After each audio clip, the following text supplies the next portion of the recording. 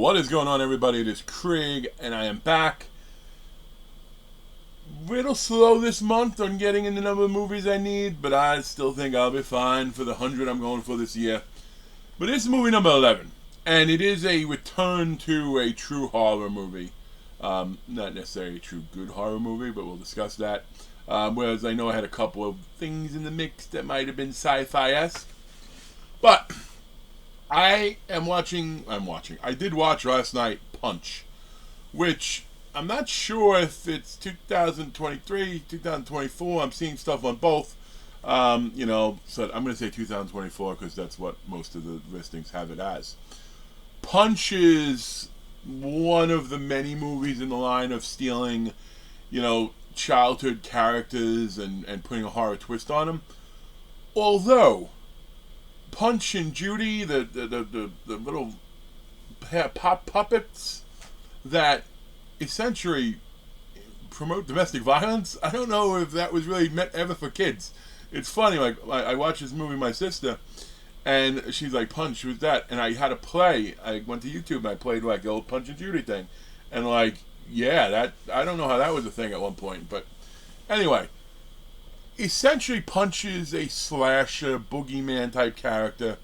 Goes after the bad kids, but then again, he also killed like good people, the cops, and not that the bad kids are bad. So I don't really know.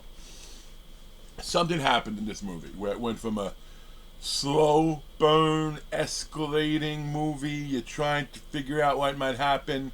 You didn't see Punch, aside from a very quick opening cameo scene where she thought it was her father. It turns out one of them was. You'll see. By the way, I'll spoil some of this. This is the type of movie that he changes it if you know what happens.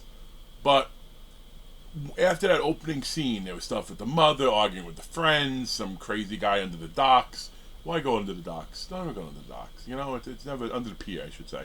But once Punch came involved, and he talked to like a voice recorder thing, but it was almost like in the mask, which didn't really make sense. It wasn't like Scream with the voice recorder, just whatever. It changed entirely, and it got, I don't know, there was an orgy of sorts, I think, I guess that's the best word for it. And progressively, then stuff started to really accelerate.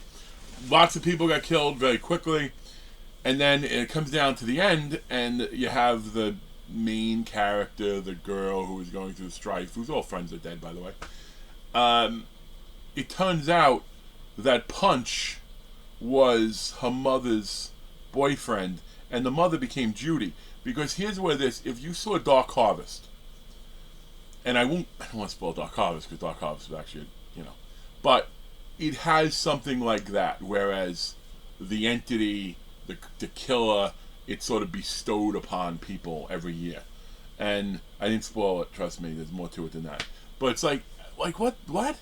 And they didn't really say why, other than the idea of, getting rid of the bad kids. I don't know.